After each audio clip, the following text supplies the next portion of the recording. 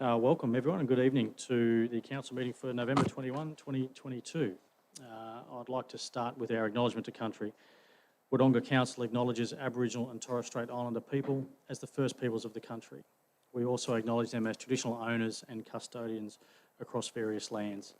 We pay our deepest respect to their ancestors, elders, children and young people. We acknowledge the strength and resilience of all Aboriginal and Torres Strait Islander peoples and recognise their continuous connections to lands, waters and communities across the country. Point 2, we're at apologies, request for leave of absence and a request to attend by electronic means. There is a request from Councillor Hall who's unwell to attend by electronic means and there has been a motion there to accept that. However, we are having some technical difficulties at the moment. I suggest we resolve that motion to start with and hope that we leave it open. Yes. Okay, is anyone there willing to move a motion that the request by Councillor Hall to attend by electronic means be approved? Okay. Councillor Lowe, thank you. And a seconder? Councillor Quilty, thank you. And then we vote on that. Yep. And I'll put that motion. All those in favour? Thank you. That's passed unanimous. And as mentioned, we'll leave that link open because we are having some difficulties at, we think, the other end. So we'll leave that link open and hopefully see Councillor Hall very soon. On to item 3, declaration by councillors of any conflicts of interest. I don't think we've received any in writing, Mr CEO. Nothing else. Thank you. And on to item 4, confirmation of minutes from the previous meeting. There's a recommendation there. Anyone willing to move that? Councillor Poulton, thank you. And a seconder at all? Councillor Lowe, thank you. Anyone wishing to speak? I don't think so. I'll put the motion. All those in favour? That's unanimous, thank you. And on to item 5, question time, which I believe as of late we've got no question at this stage, that's correct. And delegates' reports at item 6, there are none. We're into item 7.1, which we will find on page 37. There's a recommendation there in relation to the council meeting dates for next year. Anyone willing to move that motion? Councillor Poulton, thank you. And a seconder? Councillor Lowe, thank you.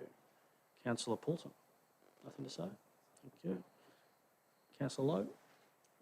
Councillors, anything from the floor that we need to discuss there? No? Okay, I'll put that motion. All those in favour? Passed unanimous. Okay, 7.2 is the councillor briefing policy. On page 41, there is a recommendation there. If there's someone willing to move, Councillor Poulton. Yep, thank you. And a second. Councillor Lowe. Thank you. Councillor Poulton. Thank you, Mr Mayor. Pretty straightforward, this one. The councillor briefing policy is attached to tonight's agenda. I'd encourage the public to have a quick look at that one now. It's accessible to them, but obviously the exhibition for the 21-day period for community consultation. And again, I guess remind my fellow councillors that it's up to us to be the conduit to our community to make sure they know which things there are for them to provide feedback on.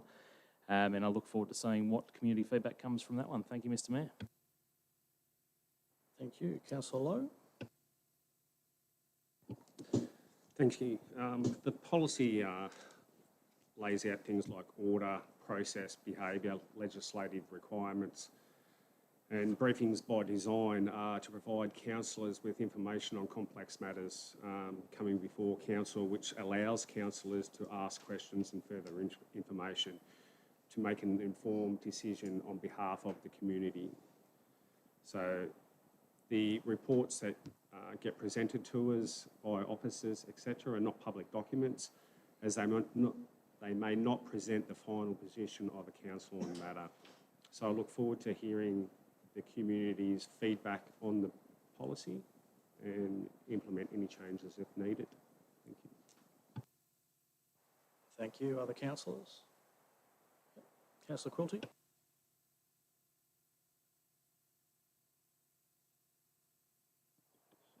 Thank you, Mr Acting Mayor. There are a few things I would like to say about this policy.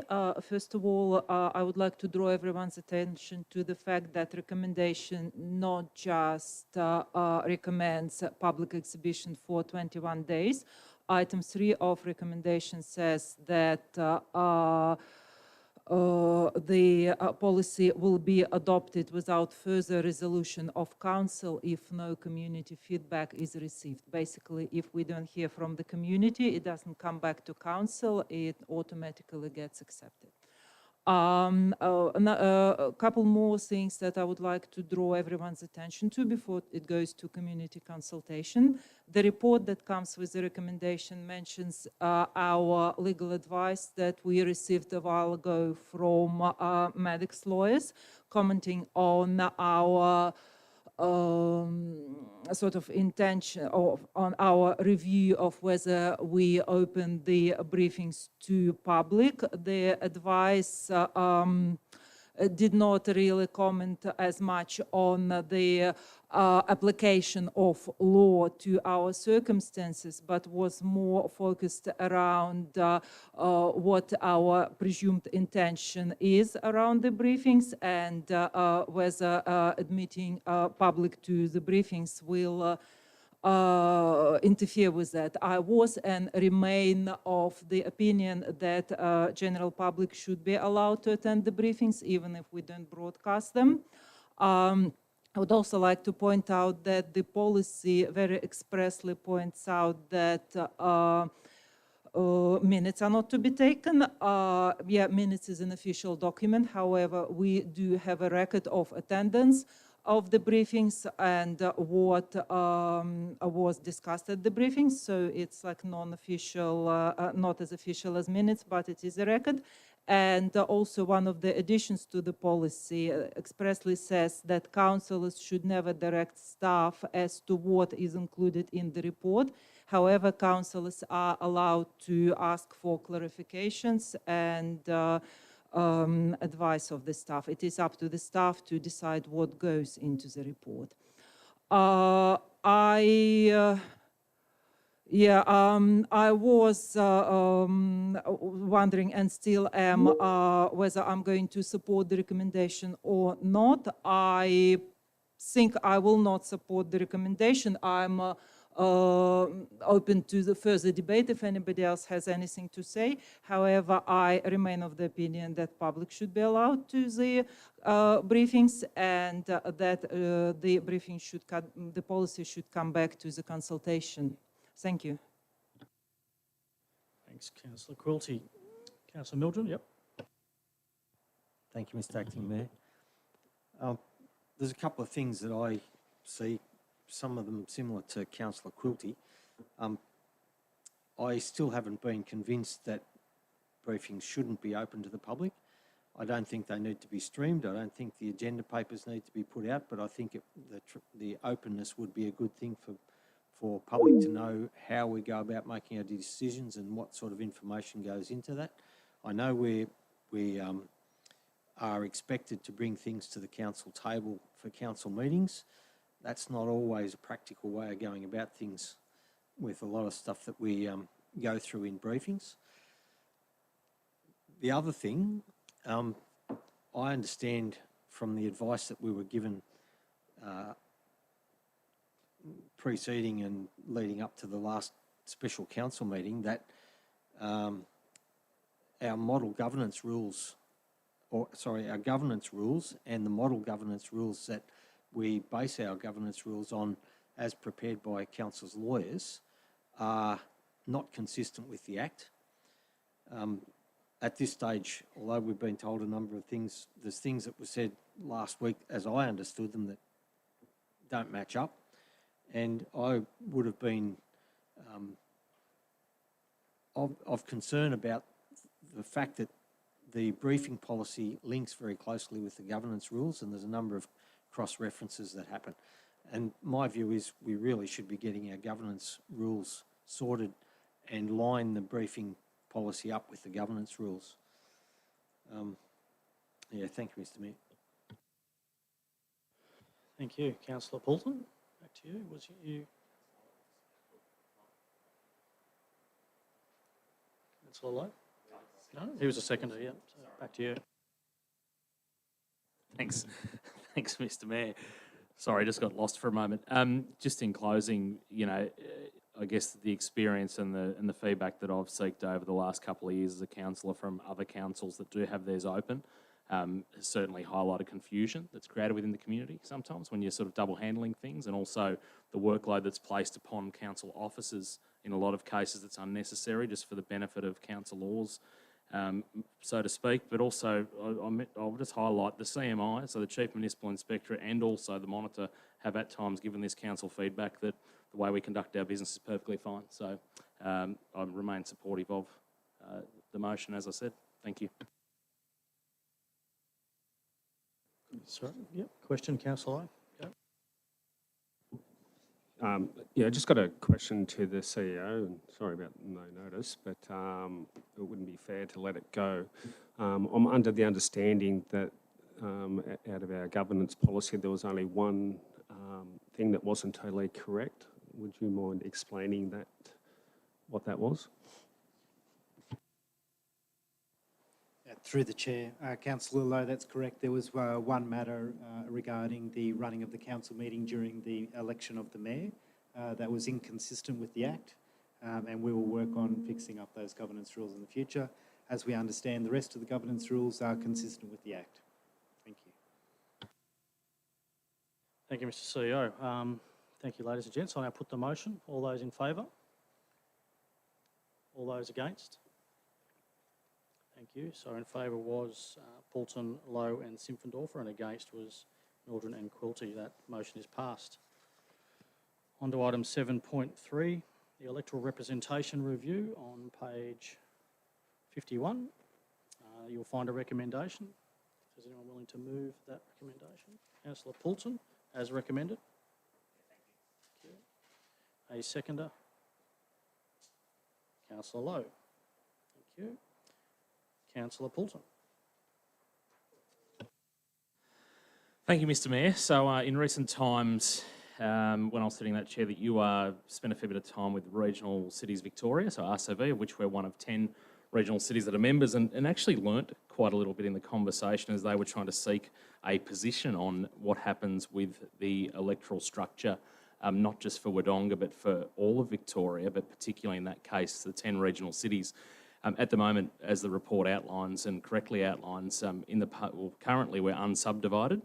What the government instruction to date has been, which I note back in 2019, the previous councillor group perhaps before us, yes, had actually logged an objection against the suggestion that we all become single member wards, particularly in Wodonga's case. But through Regional Cities Victoria, it's, I guess, been further highlighted that there's angst around other regional cities similar to ours, around what the motivation and what the community appetite it would be there for that particular move, and what changes that may make in community representation, some advantages, some disadvantages as well.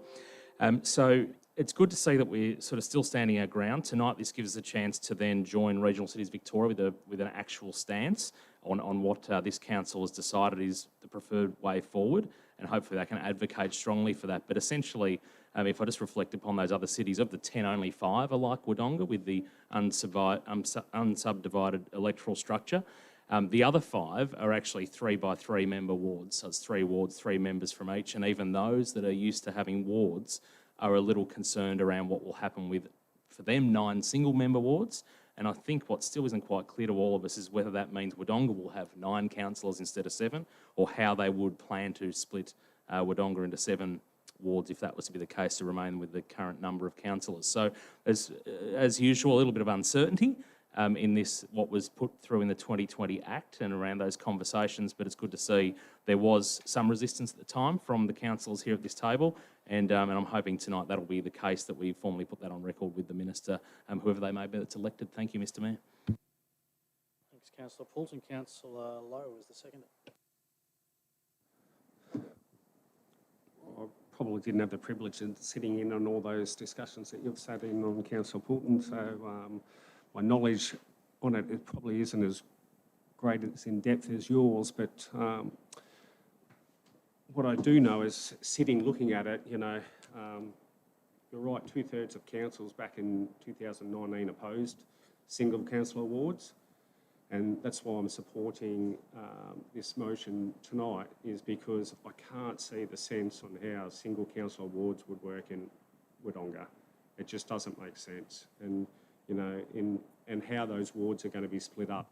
So how does a councillor living in another ward represent, and if that's even possible, represent another ward? I think something like that, all that's going to do is put councillor against councillor against councillor, and I think teamwork and team effort would go out the window, because everyone would just be worried about supporting their own particular ward. And personally, I don't think that's a good way to govern, so I'm supportive of this motion tonight.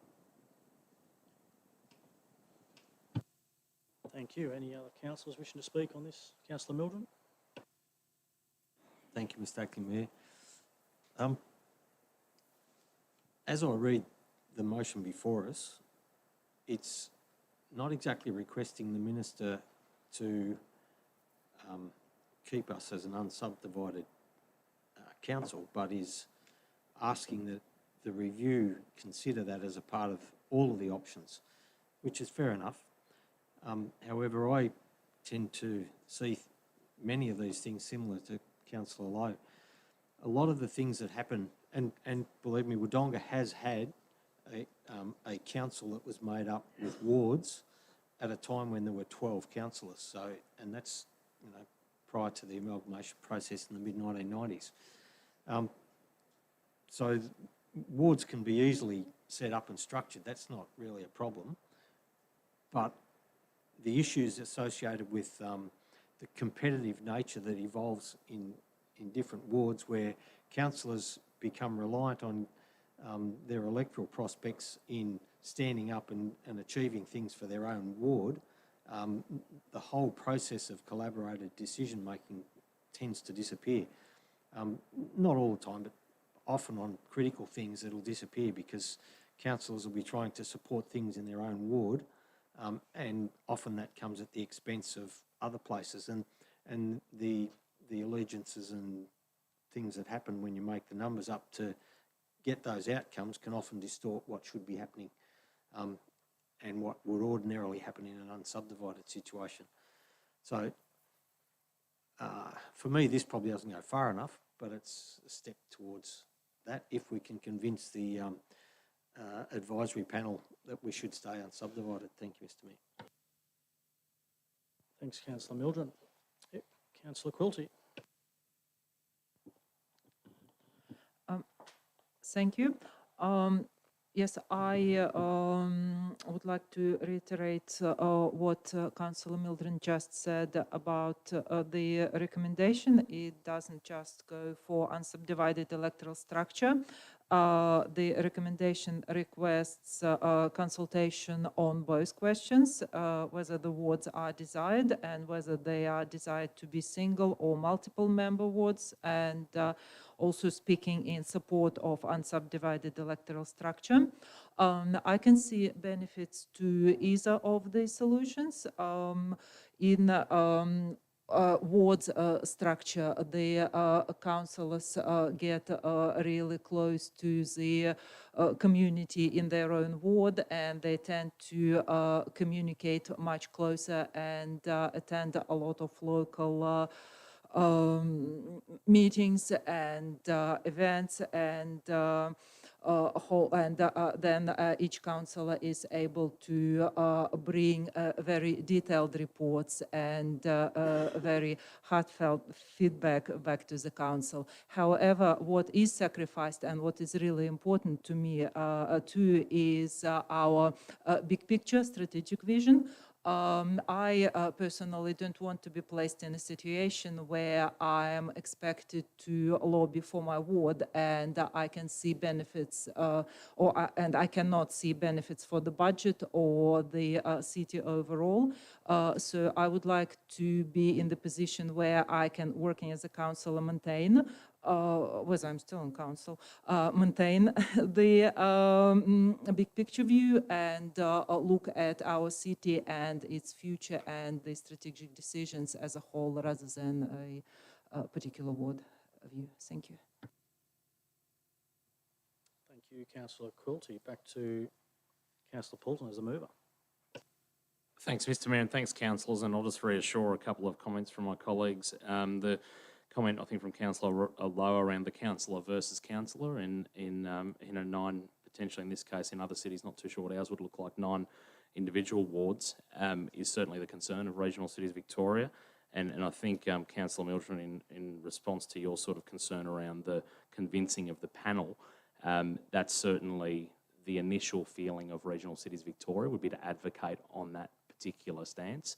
And I guess the importance of having this structured the way that it is tonight is that it enables the mayor of the day to sit there with 9 other mayors of regional cities. And I'm hoping if this is supported tonight, it'll be supported across all other 9 cities as well. And we would have a genuine advocacy point to get the best possible outcome, not just for Wodonga, but for regional Victorians. Thank you, Mr Mayor. Thanks, Councillor Poulton. I'll therefore put the motion. All those in favour? Thank you. That's unanimous. On to item 7.4. On page 59 is the cost-benefit analysis of membership of Goulburn Murray Climate Alliance. There is a recommendation there on that page, if there's anyone willing to move that. Councillor Lowe, as recommended. Pretty simple there, yeah. Any seconder? Councillor Poulton, thank you. Councillor Lowe.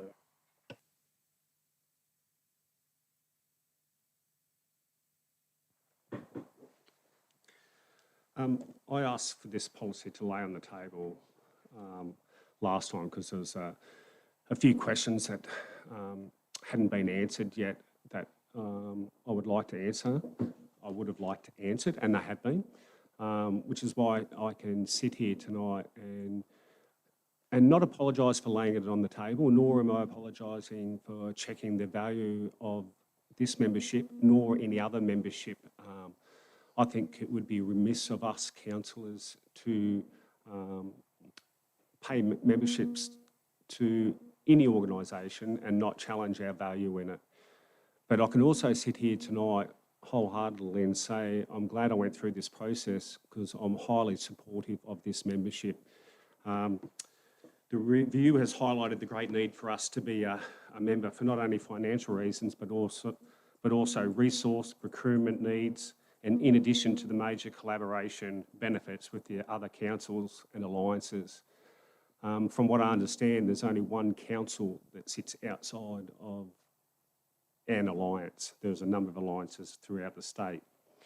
You can see by the report that the benefit just from the Butko project has saved approximately $45,000 in electricity costs, even with price increases, and further to that has reduced its net emissions by a whopping 75% since the introduction of Butko.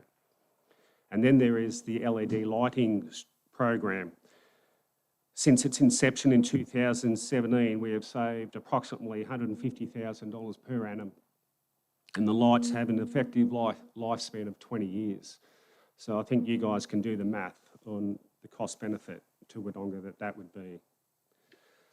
After the review and seeing firsthand how important our membership is, and now with my friend and councillor John Watson stepping away due to ill health, there has become a position available for a council representative to sit on the alliance.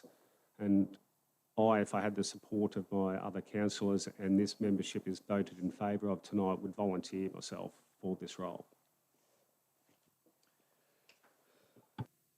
Thanks, Councillor Lowe. Councillor Poulton. Thanks, Mr Mayor, and Councillor Lowe, thank you for laying it on the table. I don't think I was present at the meeting when this was the case, but like you, I wanted to know more. Having not sat on this particular committee as a councillor rep over the last couple of years, I had plenty of questions on behalf of the community in terms of what value we were receiving. And I think if nothing else, other than seeing the cost-benefit analysis, I think the conversation that's happened as a councillor group around open-mindedness to what memberships we currently hold, whether they're still relevant, which I think now they've almost all been challenged, and also as we are on the prospect of other memberships that would benefit the city, I I'm, like yourself, supportive of this remaining the case tonight because we have done our job as councillors to look at what is the actual benefit in this situation. So, like yourself, Councillor Lowe, I'm satisfied that I've been given enough information for that now. And what I would encourage us to do is with all our memberships is that we are a little more proactively engaged ourselves as a councillor group to make sure that we have time for these discussions with each councillor that sits on a particular committee to come back and share what their latest meeting achievements were outside of the minutes that councillors get presented. We probably should allow more time to discuss these memberships. So that's it. Thank you, Mr Mayor. Thank you. Anything else from the other councillors? Councillor Mildred? Thank you, Mr. Acting Mayor. There's a couple of different things about this. I'm again, like other speakers, happy that we challenged this. I'm happy that we looked at the various issues that are associated with it. There's upsides and downsides with just about everything we do as a council. There's upsides and downsides with this. We've been given enough evidence to suggest and show that we achieve some significant benefits in terms of resourcing our staff, in terms of providing information and expertise that we don't have in-house. There's other ancillary things to that that lead the equation to say that we get benefit. On the downside, we go into these sorts of organisations which create another level of bureaucracy and another level of use of staff time and use of other things in the administration of these sort of processes. We need to be ever vigilant to ensure that we minimise the excesses that come from that side of these sorts of organisations and push for the good benefits that come out the other end. The other thing that we should not lose sight of is the abilities we have locally to advance good local environmental outcomes locally in our own context and using our own initiatives. We shouldn't just sit back and rely on organisations like this. We should use these as a resource to inform us. I think there's good scope for getting good information out of it, but we should be constantly vigilant and make sure it continues to pay its way, so to speak. Thank you, Mr Mayor. Thank you. Councillor Coulter. Thank you, Mr Acting Mayor. I would also like to thank all the staff for providing this detailed cost-benefit analysis, and I would like to thank all the multiple residents who have sent their emails to us and gave us their opinion on our membership in this alliance. I think it's a very healthy practice for council to review its memberships and policies, etc. And I think it is a very good practice that community gets so involved in what we do. I wish and I hope to see this level of community involvement in other areas of our work. As far as membership of the Alliance is concerned, I would like to point out a couple more things that perhaps have or haven't been mentioned today. What I have noticed, and I will just for a moment draw everybody's attention to item 7.10 on our agenda, which is draft climate change adaptation action plan. We will speak about it later, but I would like to point out that one of the steps of this plan lists our active participation in Goulburn Murray Climate Alliance. Before we even had the chance to vote on our membership. I think, well, not a very bad thing as such, but what I would like to see and hope to see in the future is us combining our areas of work more and looking at various areas, be that climate, adaptation or something else, as a big picture. I think it would be very helpful to look at a number of policies and documents that are related more or less together, rather than having them drawn out, as difficult as it might be, and voted at different meetings and having community consultations at a different time. I really like how we do it with the budget process, and I would like to see that same communication of related policies and decisions with other areas of work. Yeah, I'll stop there. Thank you. Thanks, Councillor Quilty, and yes, certainly, again, reiterate that community contact that we've all got from those emails is not lost on us, and thank you to those in the community. Councillor Lowe, in closing, is the mover.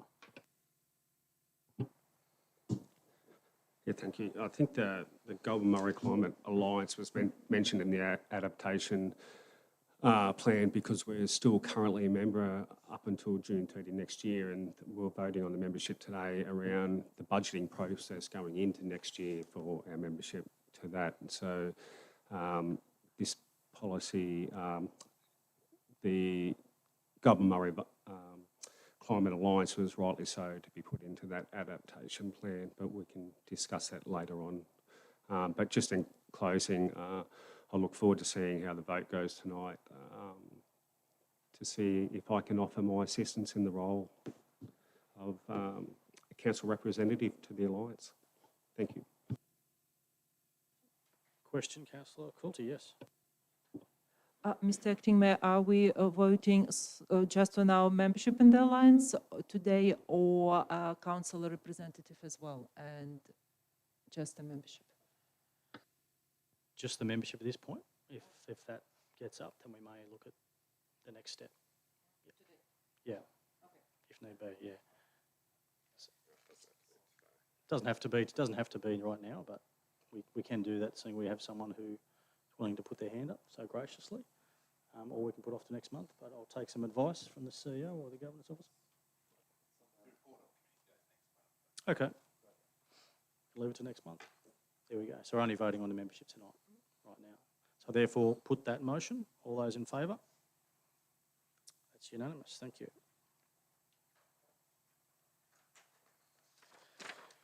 Okay, and I'll just check. Still no luck with Councillor Hall, no? Thank you. On to item 7.5, proposed park names on page 82. Councillor Poulton, as per recommendation. And a seconder. Councillor Lowe. Councillor Poulton, thank you. Thank you, Mr. Mayor. Just in the absence of Councillor Hall, who I know sits on our place naming committee and was preparing to speak to the items in relation to that particular appointment tonight, I don't have much further to add other than what's in there. But what I will say is it's great to see our place naming committee, since the terms of reference and the structure and the diversity that was appointed to that, to see their body of work coming through time and time again, to see the community supportive of that, is all very good. But as I said, I was just prepared to move in the absence of Councillor Hall, knowing that she was, if able to join us tonight, I was prepared to speak at length about that. Thank you. Thank you, Councillor Lowe. Anything further? Councillors? No. Oh, Councillor Quilty.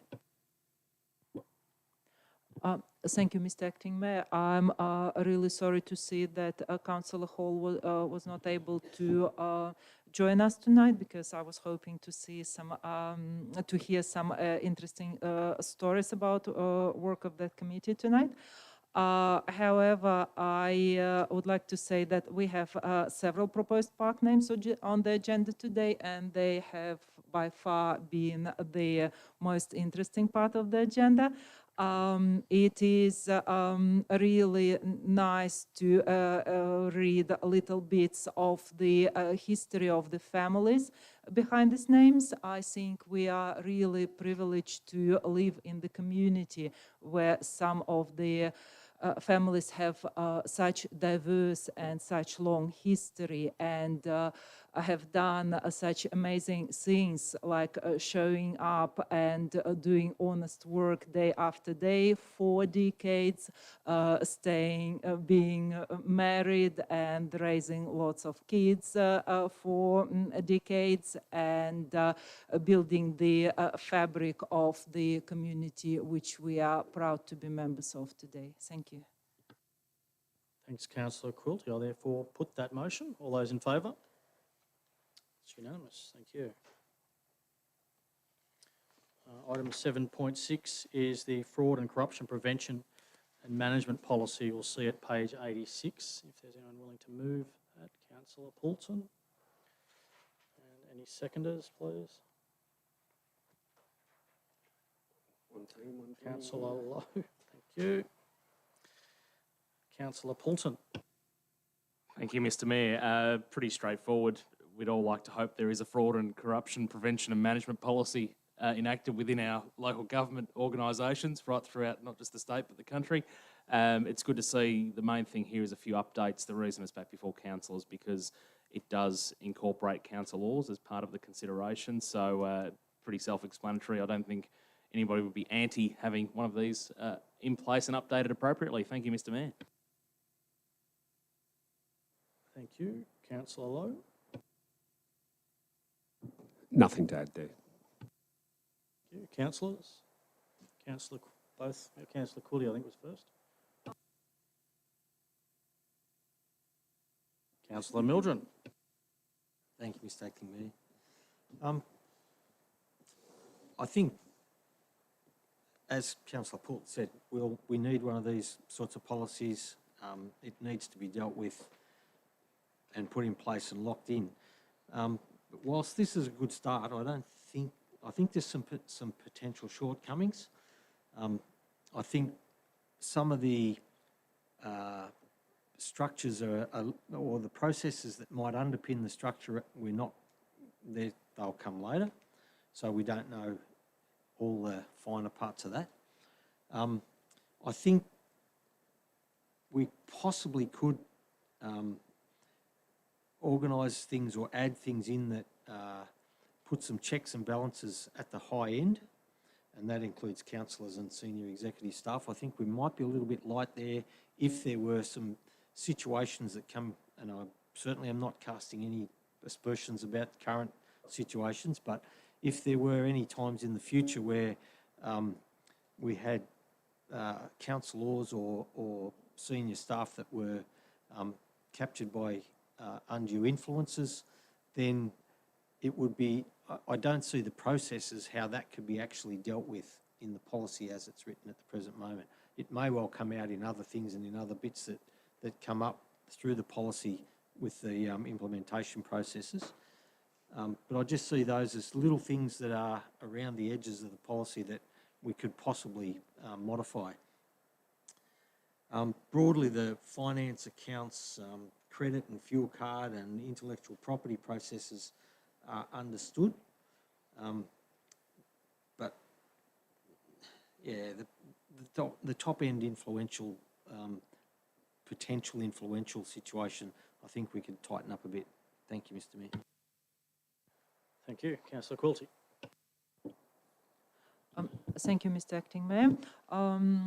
Having this policy and having it reviewed is definitely very important, and I go back to my point that I made earlier about looking at areas of work more together than we are doing at the moment.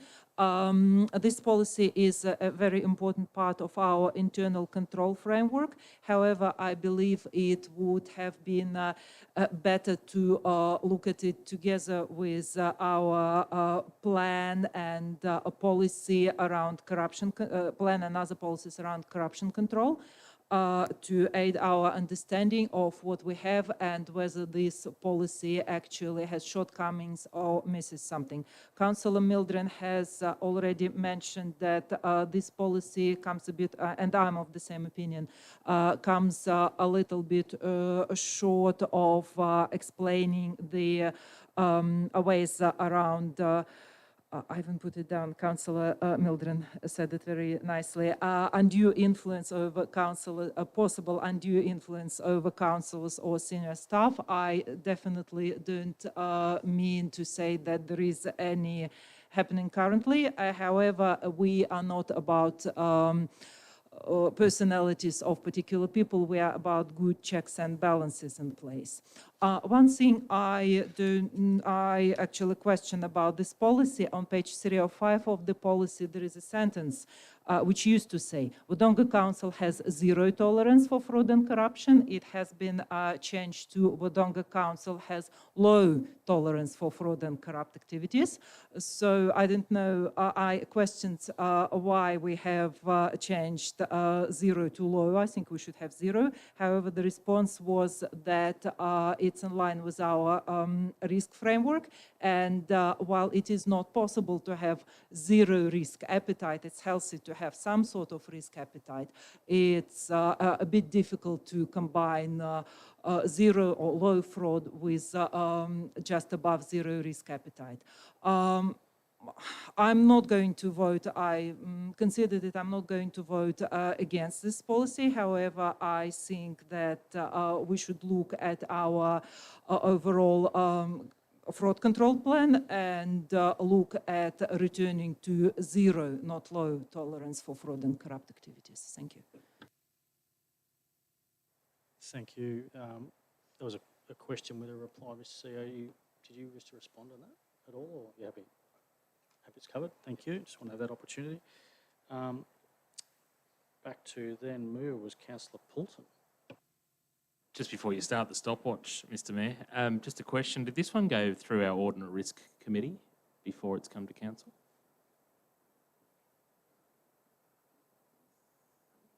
So the Audit and Risk Committee were happy with what's here in front of us?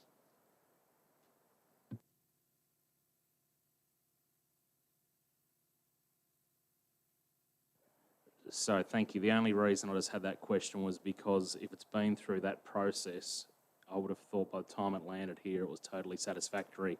And we do have councillor representation. I've got nothing further to add, Mr. Mayor.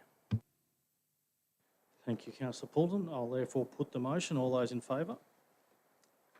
Unanimous. Item 7.7, as we reach the halfway mark here. Proposed park name public consultation submissions. Recommendation on page 94. Councillor Poulton, thank you. Seconder. Councillor Lowe. Councillor Poulton. Might need to stretch my back in a moment, Mr. Mayor, sorry. As I said earlier, Councillor Hall sits on the Place Naming Committee. There's some names there to be adopted that the community will be very happy to see. Like Councillor Quilty mentioned in the earlier proposed park names item at 7.5, it is a wonderful bit of work the Place Naming Committee do, but particularly when they bring forward a little bit of the history and the rationale behind how the names are created. I don't know if there is one available somewhere, but it'd be great. I'm sure the Historical Society might have it if there's a full list of current names somewhere and that similar sort of little, couple of paragraphs on why things are named that way, other than driving around to each and every park and looking at the signs and doing that bit of research. It'd be great if our city celebrated the way we've become, the way that we have, in a concise manner for those that may be new to the area or are visiting and interested, that somebody might be able to identify a spot that I could do that.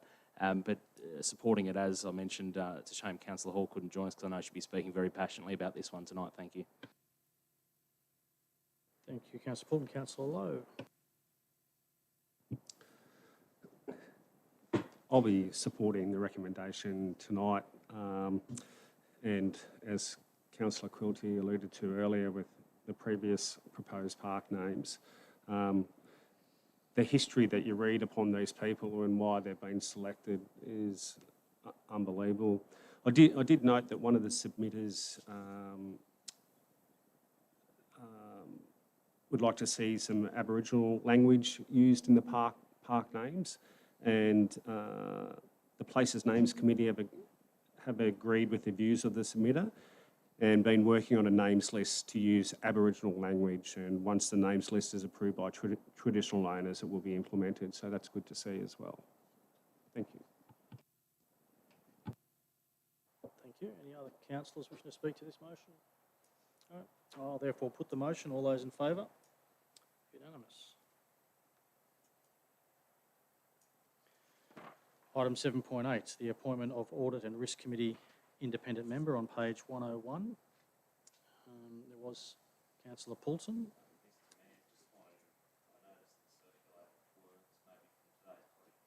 Correct, yeah, there is some.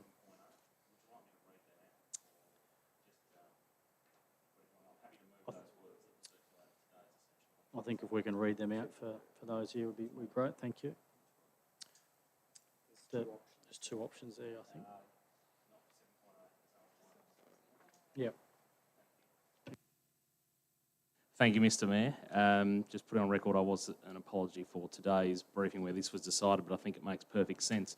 The recommendation has been tweaked just slightly to where point 2, it's as per recommendation, I believe, but point 2, the preferred applicant be appointed as the chair of the Audit and Risk Committee. I believe the rest of that motion remains the same. Am I correct? Yeah, thank you. So it sort of clears up or gives clarity around who it is and what we're doing that will be released shortly. Okay, so everyone's clear on that slight adjustment to point 2. Is there a seconder to that? Councillor Lowe. Councillor Paul, did you wish to speak any more around that? Councillor Lowe.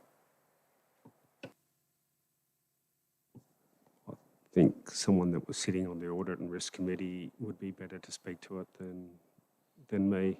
Even move the motion. Thank you. Councillor Quilty's ready? Yep. Thank you, Councillor Lowe, for throwing this stone into my garden. Look, I will speak briefly and very slowly. I didn't wish to speak on this because I'm afraid to slip up and breach confidentiality. So I would like to just say that in accordance with the Council Audit and Risk Committee Charter, independent members are appointed for a term of 3 years, and one of our serving independent members' term expired. So we were out searching for a new independent member. And myself and Councillor Mildren were a part of interviewing the candidates. I would just like to say that I'm happy with the process. We had ample opportunities to ask questions, and both when we got assisted by staff in putting these questions together, or questions that came to us in the moment during interviews or such. And I would like to thank all the applicants for putting their resumes together and for contacting us. I will stop there before I slip up and say something. Thank you. Councillor Quilty, Councillor. Okay, back to Councillor Poulsen. Nothing more? Okay, I'll therefore put the motion. All those in favour? Unanimous, thank you. Item 7.9, proposed road deviation, Meridian Rise Estate, on page 105, just at 105. I'm willing to move that motion. Councillor Lowe. Thank you. Mover. I'm going to move second. Councillor Quilty, thank you. Councillor Lowe. Just in brief, it was a request from a developer to ask of council to swap, essentially swap a road from a unmade, unused government road to a proposed new road to facilitate easier access through development that's underway. So when you look at the probably attachment 7.9.1, it has the government road there and proposed road there. So they're basically asking for after getting the valuations done, which came out that the valuations were both the same amount, so it's just a straight swap, and it'll give better access to a development and makes more sense for a road that may never be built. Thank you. Thank you. Councillor Quilty. Right. Therefore, put the motion. All those in favour? It's unanimous. Thank you. Item 7.10, the draft Climate Change Adaptation Action Plan 2022 to 2027. seem to have frozen my screen, but there's a recommendation there on page 124. I'm willing to move that motion, please. Councillor Poulton, thank you. Anyone as a seconder? Councillor Lowe. Councillor Poulton. Thank you, Mr Mayor. This is a body of work that will go out to the community. The recommendations there to mention that that's not less than 4 weeks. It is our, I guess at this point in time, Climate Change Adaptation Action Plan, as you described, 2022 to 2027. Just once again, a report will come back to councillors based on community feedback. At risk of feeling like sounding like a cracked record, it's up to us as councillors and up to the community to do a bit of lifting there to make sure any decisions that we make and any plans that we put in place are best guided to wholly represent the community. And I know that we're not the only council that struggled to get that balance correct. And I know we've got steps in place to try to achieve that at each and every turn. But again, you know, cracked record, want to hear what the community say over the next 4 weeks. Thank you, Mr Mayor. Thank you, Councillor Lowe. Yeah, I'm with Councillor Poulton. I sit and wait and see the community's feedback. I think it's a excellently prepared document, and note that a lot of it is legislated and a lot of the work the state has done for it. And this is not about whether you believe in global warming or not. It doesn't matter which camp you sit in. This is about climate risk and adaptation planning. So it's about our preparedness to limit the cost of council. So it's casting an eye over all our policies with a climate risk lens, and I think that can only benefit the community because it will cost council money if they don't do this, and therefore if it costs council money, it costs ratepayers money. So the better prepared we are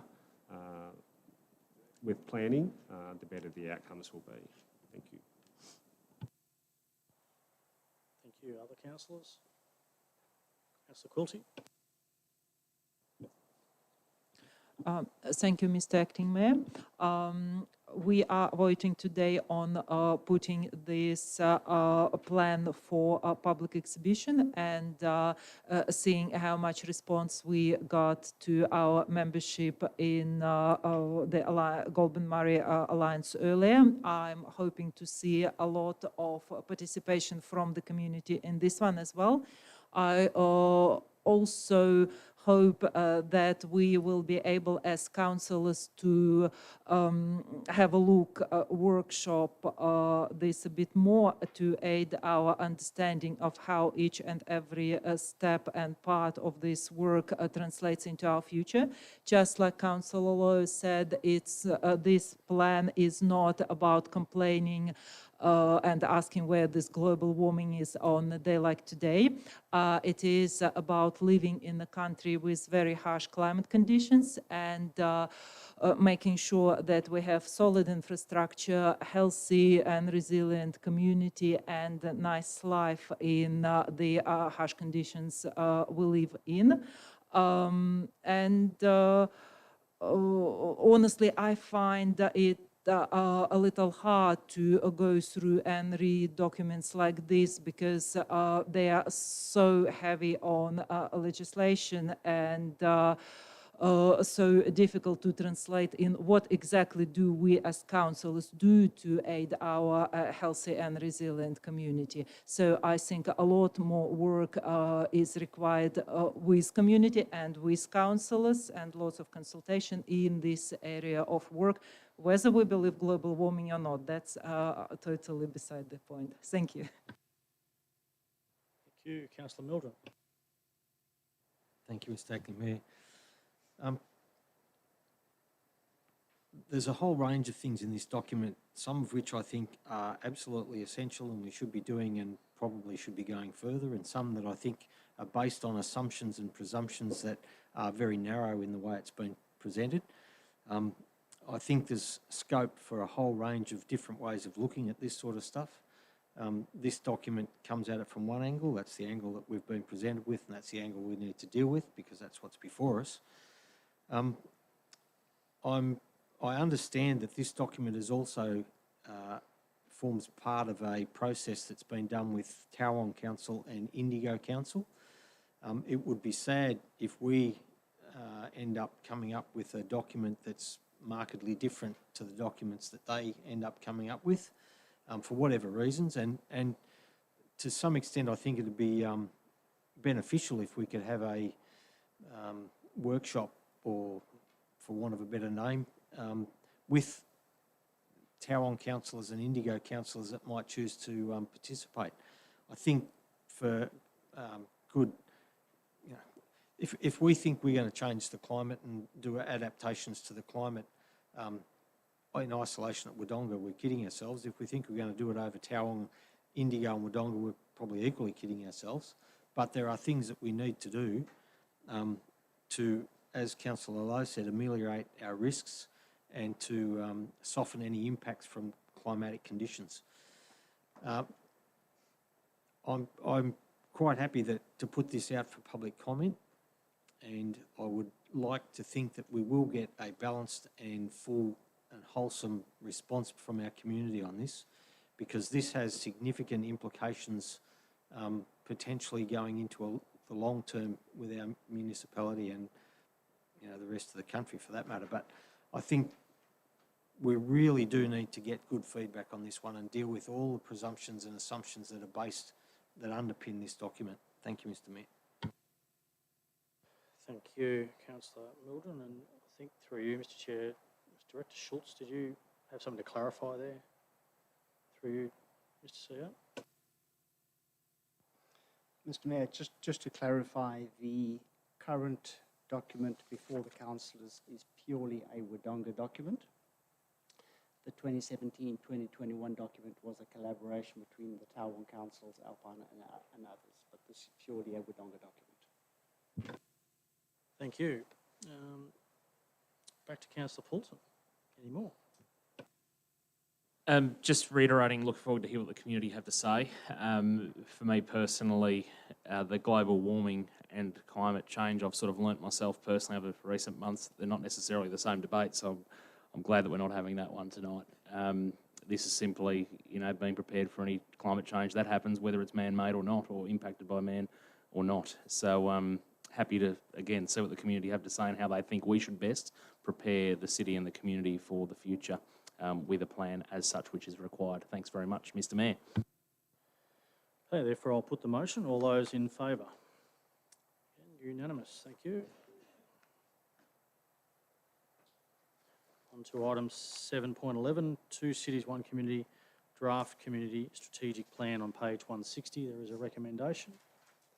One to move.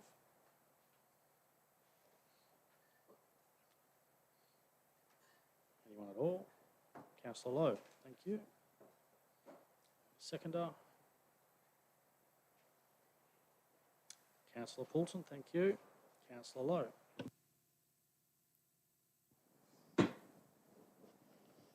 One might think this is a team of 2 tonight. Yeah.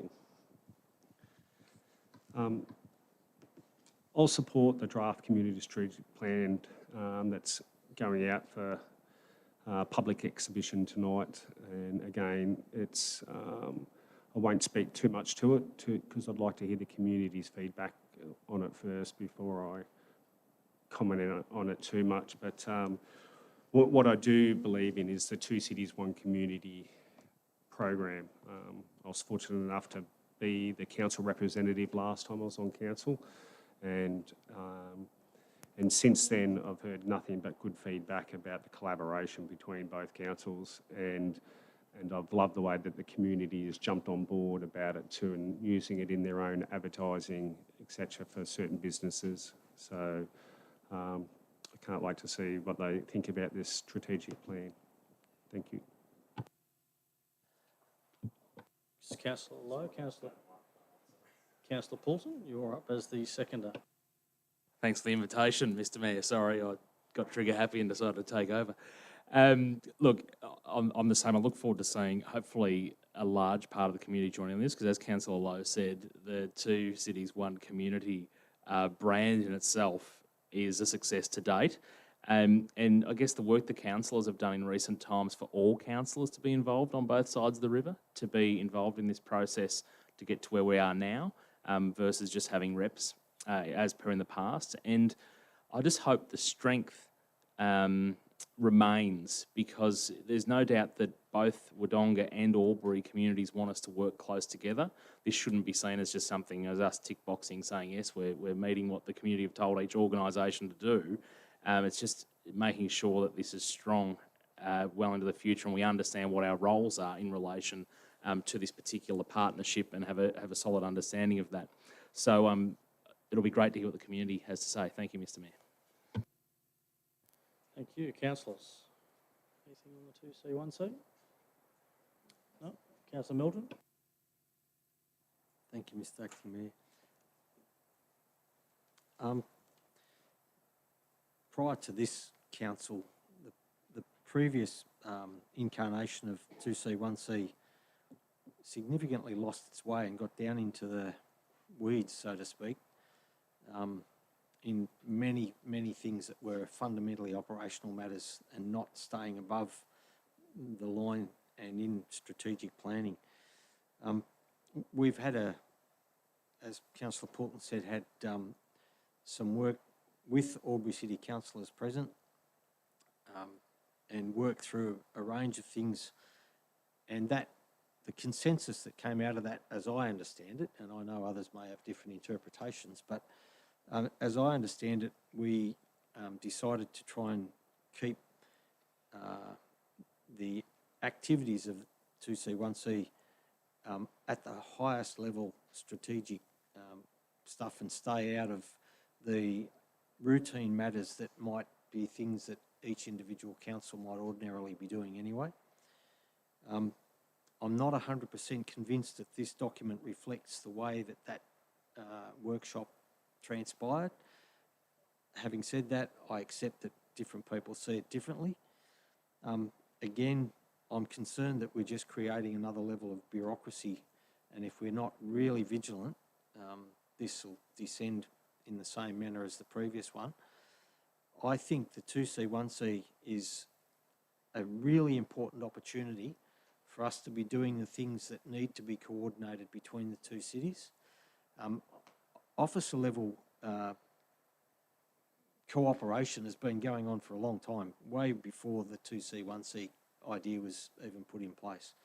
So at that level, I don't think there's an issue, and it shouldn't become part of the higher order strategic stuff. It becomes important that we deal with those things that are of regional city significance across the two municipalities. And those sort of things, in my mind, include the city planning, tourism, infrastructure planning at the regional level, economic development at the regional level, and that doesn't include the components that say business attraction. It's the actual strategic planning for economic development activities, and high-end strategic planning for urban growth and the things that are associated with that. I'm a bit concerned at the way this document's written. We might be descending a bit too far down into the run-of-the-mill things. Thank you, Mr. Mayor. Thank you. Councillor Lowe was the mover. Anything further? No? Okay, I'll therefore put the motion. All those in favour? All those against? Okay, that was 4-1. Councillors for Councillor Poulton, Councillor Quilty, Councillor Lowe, Councillor Simpfendorfer and Councillor Milton against. Thank you. On to item 7.12, the proposed Butko Park on page 181 into 182. Proposed Names Committee there have a recommendation. Councillor Poulton, thank you. As a mover, seconder at all. Councillor Quilty, thank you. Councillor Poulton. Again, as per the other two related items of the place naming committee, it's a shame Councillor Hall isn't here to give a more comprehensive update. But again, if the community are interested to go and have a look, there is a little explanation there in our agenda tonight that highlights some of the history around this particular naming and the recommendation that's there, and now as a motion before us. Thank you, Mr. Mayor. Thank you, Councillor Quilty.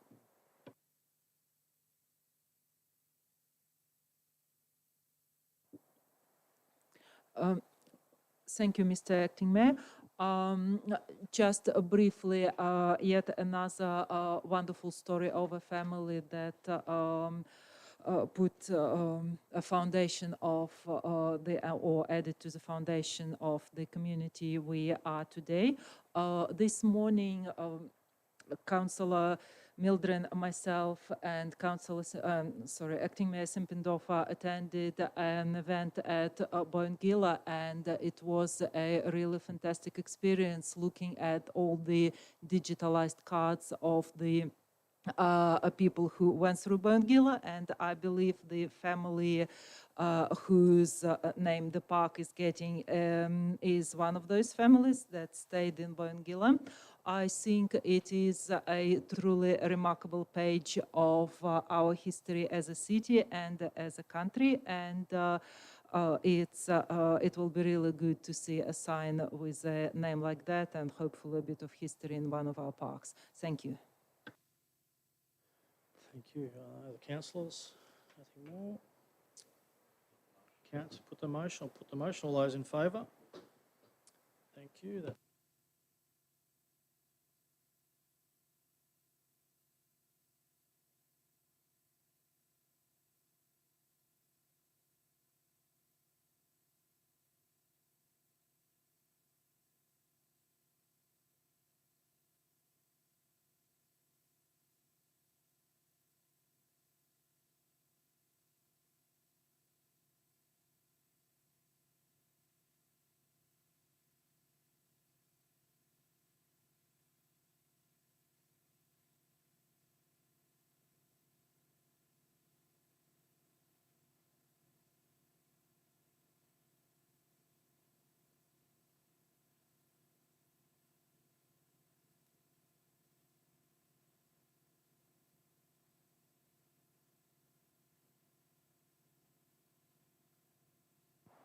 Thank you, Mr. Acting Mayor. I move the motion which reads as follows, that recommend that the 5 persons recommended by the selection panel and listed in the confidential attachment be appointed to the Revenue and Rating Plan Reference Group, with the term of the appointment to be until completion of the review or June 2023, whichever is the earlier, and the names of the members to be released publicly once all applicants have been advised of the council resolution, so there is no change there. And point 2, that members of the reference group be re-advertised to seek further applicants from different categories of ratepayers, and the appointment of the additional members be delegated to the CEO in consultation with the recruitment committee.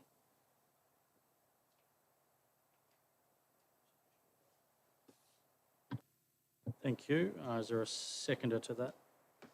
Councillor Lowe, thank you. Councillor Quilty. Thank you, Mr. Acting Mayor. Again, I will speak really slowly so I don't slip up and add something confidential in.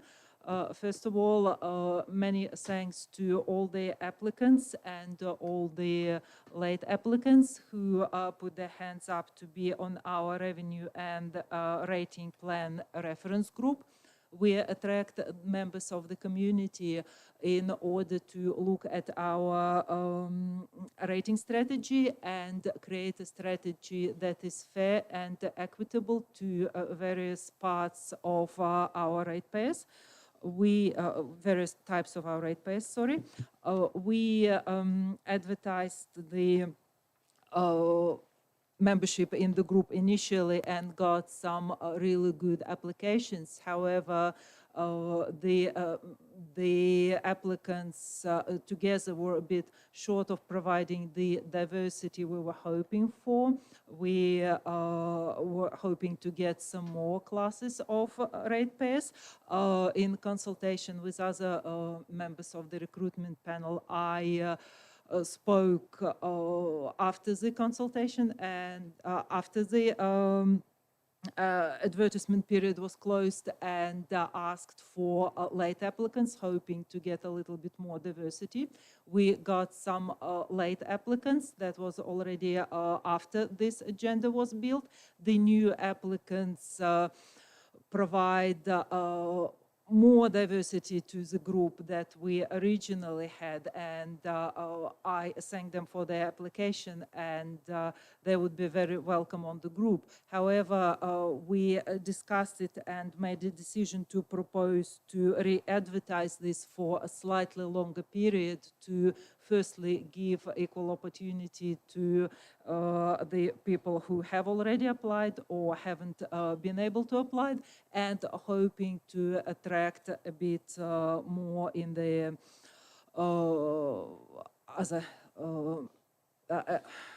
am I allowed to say what else we're looking for? Or is it more like a confidential thing? We have specified that in the original. We have specified it. Okay, I would like to be a bit more assertive about that, but that's okay. I will stop there. And we are delegating this, the late applications to the CEO with a consultation with the recruitment committee to avoid putting this out to the next council meeting, and to be able to work through the applications sooner and interview them sooner, because we would really like to start the consultation process, as we would like the information that comes out of this reference group to inform the budget process that we're about to start. Thank you. Thanks, Councillor Quilty. Councillor Lowe? I also, like Councillor Quilty, would like to thank the members of our community that volunteered their time and applied, and the ones that have been accepted so far. And in fairness to the community as a whole, the late applicants must also go through the same interview process too. So it's so they will be welcome as well, and I thank them for their application. But applying doesn't necessarily mean that you will get on, because you've got to go through the same processes as the other applicants went through. But I agree with Councillor Quilty, the more people we can get on, many hands make light work, they say. So the more people we can get onto the panel, and the diverse of their backgrounds are, I think the better off we'll be. Thank you. Thank you. Councillors? Councillor Paulson? A question through you, Mr. Mayor, just to the CEO. Re-advertising, so that's essentially the same process as prior. And again, I apologise, I was missing for a briefing where I think you would have discussed this again. But so we're re-advertising, same process, same channels, same opportunities. So essentially we're just doing the same thing again, hoping we get more people. Is that right? Through the chair, Councillor Poulton, that's correct. So it'll be the same merit-based selection process. The criteria is listed there. Applicants will be advertised, and people can say that they meet those criteria. That'll be assessed. The panel will go through and interview that, and if Councillor Quilty's recommendation gets through, then the panel will make a recommendation to myself. I'll consult with the panel and make that decision.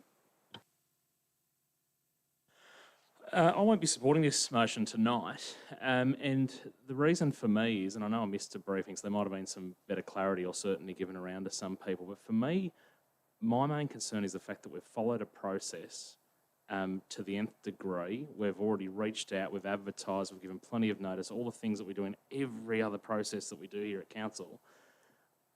Does this set the risk, the question in my mind, I guess, is, and it doesn't have to be answered by anybody, does this set the risk of us constantly getting to a point of action where suddenly we get cold feet and don't actually commit to doing anything? Because I think for me, that's a risk that isn't necessarily represented here at this conversation today, because essentially everything that we do requires on a active, observant and participating community, which we have to, as councillors, foster those relationships and encourage that communication channel. And for me, as I said, I just don't like the fact that we've followed a process.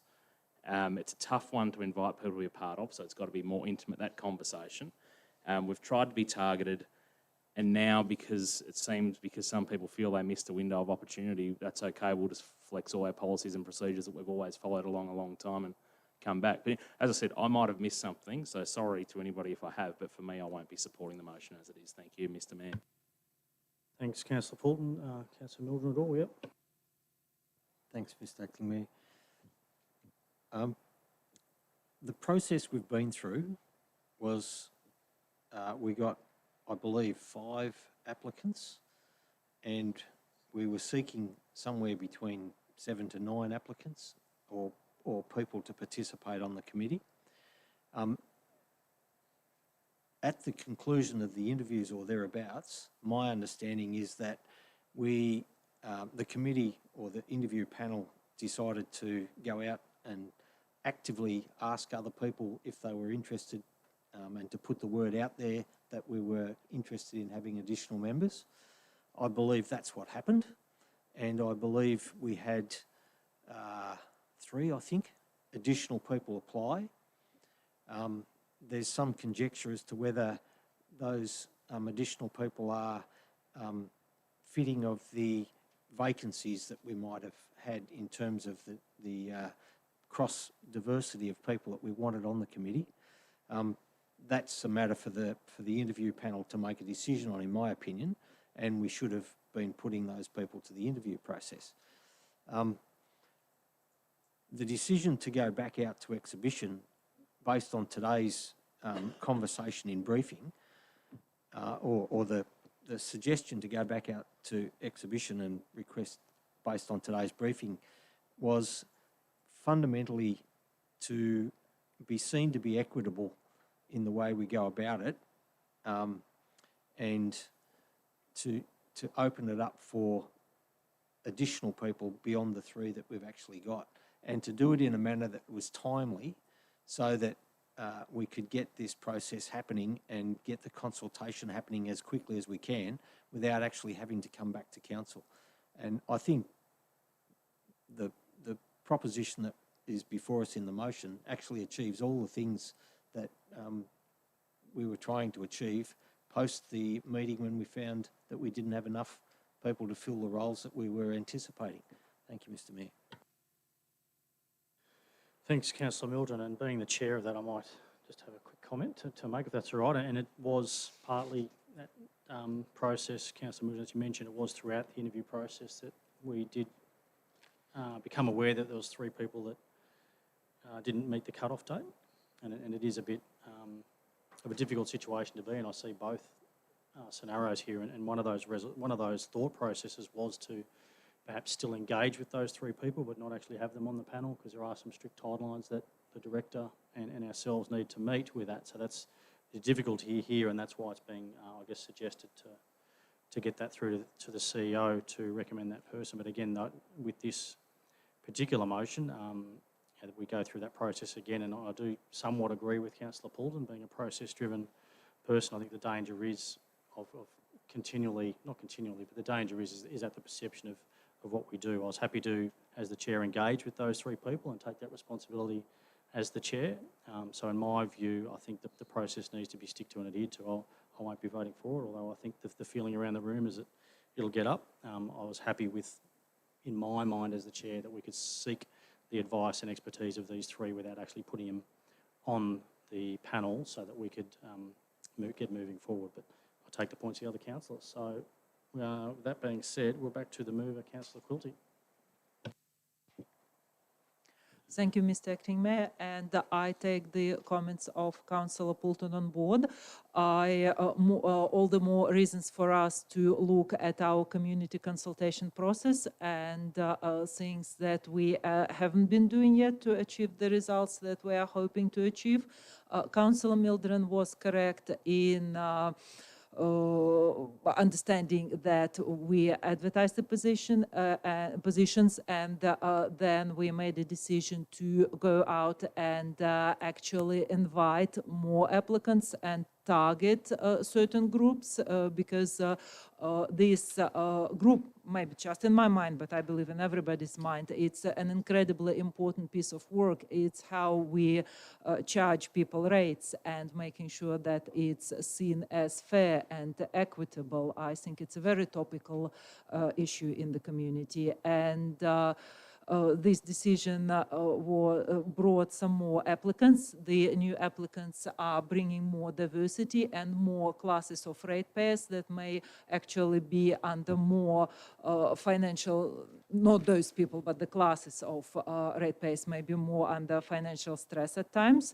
I understand that we should run processes that we agreed to. We should improve processes that we agreed to, and there should be some flexibility for us to actually be not tickers of the boxes and process followers, but the council that strives to achieve results. But that's correct, we can't drag our decisions forever and ever. That's why it was proposed to have a really short re-advertising period. However, I'll leave it to other councillors to make their decisions. Thank you. Thanks, Councillor Cooley. I'll therefore put the motion. All those in favour? All those against? That's 4 is Councillor Quilty, Mildren and Lowe, and against is Councillor Poulton and Simpfendorfer. So that motion is passed. On to item 7.14, the Wodonga Hills strategy. There's been a recommendation circulated with some change in wording there. I think that most of the councillors have got. Is anyone willing to move that? Councillor Mildren, as recommended or as the amended? Mr Acting Mayor, I move that the Chief Executive Officer be tasked to review the current Wodonga Hills Priority Action Table and provide a report to the June 2023 Council meeting. Thank you, Mr Mayor. Thanks, Councillor Mildren. Anyone willing to second that motion? Councillor Poulton, a question? I'm sure this was covered this morning. I'm sorry about that. But is there a reason why it has to be to June, or could it be done sooner, as in the wording of the motion, as by no later than June 2023? I just think if we're prepared to be trying to do work that's been sitting there for 4 years, we might consider that maybe. I'd be happy to second it if that was the case. See ya. Through the chair, Councillor Poulton, I think this is to get it through to a budget process. However, the date could be taken off and put to a future council meeting, and if council is able to progress the matter internally to restructure that recommendation into a different order and get that back in front of council prior to June, we would do that. However, with the June recommendation, we would still do that earlier if that's possible. It wouldn't come specifically to that meeting.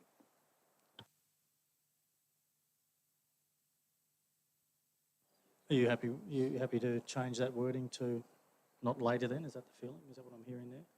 Not later than. So it would read that the Chief Executive Officer be tasked to review the current Wodonga Hills Priority Action Table and provide a report not later than the June 2023 Council meeting. Is that satisfactory? You're willing to second that? Thank you, Councillor Poulton. Councillor Mildren. Thank you, Mr Acting Mayor.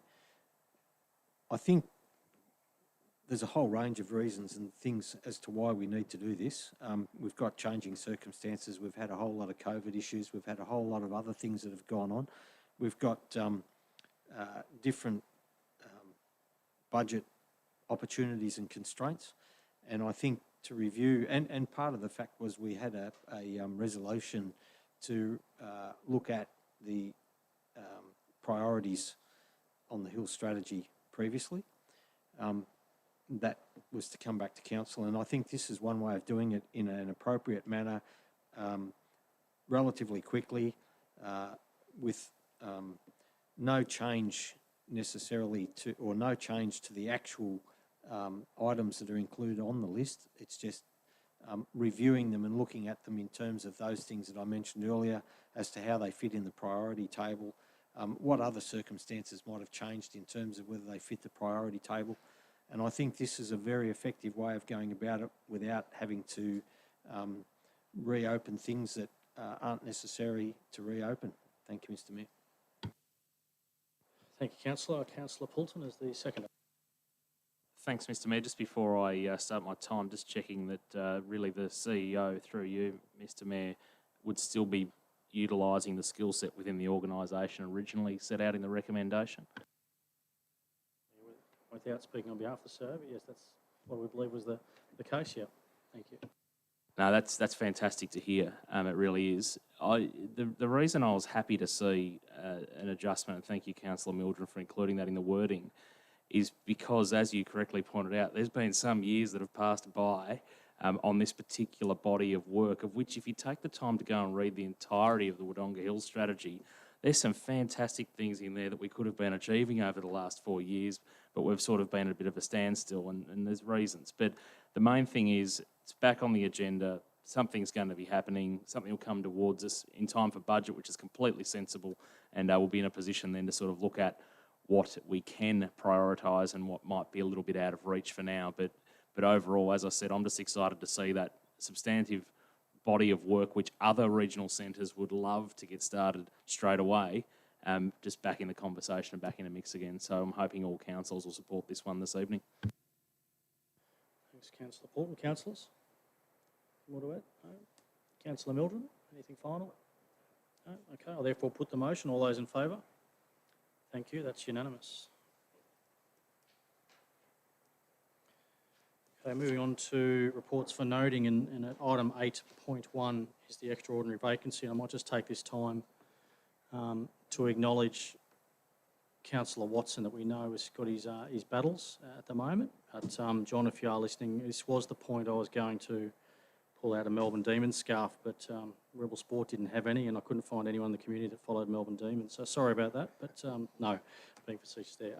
Look, we do wish you all the best, John. We know you've got your battle. We absolutely appreciate everything you've done for the city, and everywhere we stop around town, everyone's asking how you are and what's happening. So look, our hearts are filled with pain for what you have to go through and what your family is facing, but we certainly wish you all the best, and that's been echoed around the other councillors as well. So as we move to this recommendation on the page about the extraordinary vacancy, I'll ask if anyone's willing to move that or speak otherwise. Councillor Poulton.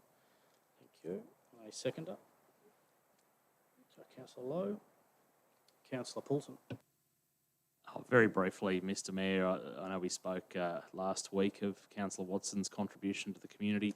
We find ourselves in a position where we place this particular extraordinary vacancy on the record with our organisation, but again, just reflecting upon the impact within the community, of which John's just not had over many years, but also the announcement of his current situation. And again, all our thoughts and powers that are within ours are with Councillor or former Councillor Watson. Thanks very much, Mr Mayor. Thank you. Councillor Lowe. Yeah, thank you. I'll digress a little bit away from the recommendation too, and thank John. John, I first met when I became a councillor in the last election, and John was just someone I had an automatic attraction to. His mentorship, his friendship went well beyond the councillor representation that we were doing. He was a good man just to bounce ideas off and socialise with, and when I was going through my own health battle, he was constantly in there in support all the time, and now I hope I can reciprocate for John in his health battle, and I wish him all the best. And he's got a whole community behind him, because there's not one person that I've ever spoke to that's had a bad word to say about John Watson. So he really will be missed as a councillor, but we're right behind him in his health battle. Thank you. Thanks, Councillor Lowe. Councillors, anything to add? Councillor Coulty. Thank you, Mr. Acting Mayor. I would like to join the other councillors in I think it's only fair that we speak more on point 2 of the recommendation, where we thank Councillor Watson for his John Watson for his contributions. I spoke about the fabric of the community as we have today, and certainly John is a big part of it. When I just started on this council a couple of years ago, we were going to an event, I don't remember which one, but John gave me a lift in his car and was pointing at various parts of the city and streets and telling me little stories about it. And it just brought such warm feeling into my heart to see and talk to a person who is not just a resident, but truly a part, not just part of the community, but part of the city. John Watson will be missed on this council, and I wish him and his family, his loved ones, all the best in these difficult times. Thank you. Councillor Mildren. Thank you, Mr. Mayor. John Watson and his family before him are an absolute part of the establishment fabric of this city and have contributed enormously to the things that have transpired in this community over a very, very long period of time. And John just picked it up and did it exactly the way his family would have expected him to be doing things.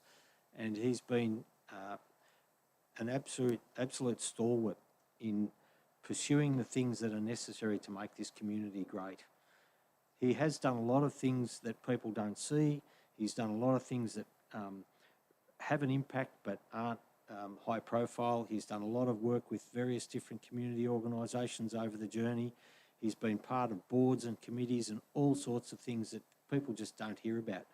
I think the things that John Watson has done in this community over his time and his family before him has established a family institution which will for a very, very long time be supportive and part of the fabric of Wodonga. I wish John exceptional good wishes in his battle, his health battle, and trust that he's going to come out the other end. Thank you, Mr. Mayor. Thank you, councillors. Trying to think who was back to Councillor Lowe, I think moved that one. Anything further? Sorry, Councillor Poulton. Alter. No. I'll therefore put the motion. All those in favour? That's unanimous. Thank you. We move on to item 9, reports for information. Please yell out if there's anything that we wish to clarify or talk to there. 9.1 is the council plan progress report. At 9.2 is the decisions register. 9.3 is the record of councillor meetings. Item 10, notices of motion, of which there are none. Item 11 is petitions, again, of which there is none. And item 12, general business. I will just take a moment, if I can have just a quick second. In this year, there was a Young Achiever Scheme recipient, Lily Wellington, who was one of our recipients just recently, only a few months back, and I had the pleasure of presenting her with that grant. And I've become aware through our council website and others that have brought my attention that Lily has achieved her goal of becoming the national 12 years champion, and she's also the intermediate most outstanding performer, and if that's not enough, also the ultimate performer. So congratulations, Lily. Great to see that you're succeeding as expected through that process and through those young achievers. So congratulations, wish you all the best. If there's any other general business, Councillor Poulton. Thank you, Mr. Mayor. Just a quick one about roads, because I think we should all probably discuss those. We're pretty fortunate in Wodonga at the moment. I know we had a pretty massive pothole on Pierce Street, and I know that our crew and our contractors are always at the ready to go. Having spent some time on the road in the past week throughout surrounding shires and also down to Melbourne and back, I'd just like to highlight that we're pretty grateful and thankful for the team that we've got in this organisation at the moment, and the community should be proud and thankful of that. So through you, Mr. Mayor, to the CEO and to the entire organisation, thank you, and hopefully if we're ever in a position to help some of those surrounding shires that are completely decimated, some of their roads and local roads, not state roads, at the moment, hopefully if we ever had the capacity to help them out and they requested it, I'm sure we'd step up and help in any way that we could. But just wanted to mention we should be satisfied, and the trip to Melbourne and back on the freeway, those main arterial roads are getting repaired pretty quickly at the moment. Thank you, Councillor. Any other general business? No? Okay, move on to urgent business. Now, there is a motion there for a late confidential item, and that motion that the following late items of urgent confidential business be included in the agenda, being point 1, confirmation of previous confidential minutes. Agenda item would be 14.1. and point 2, CBD West Development Update as agenda item 14.2. Is anyone willing to move that motion? Councillor Poulton, thank you. And a seconder. Councillor Mildren got in first. Thank you. Therefore, put the motion. All those in favour to move into confidential business? Thank you. Unanimous. Thank you. We'll move into confidential, please. Thank you.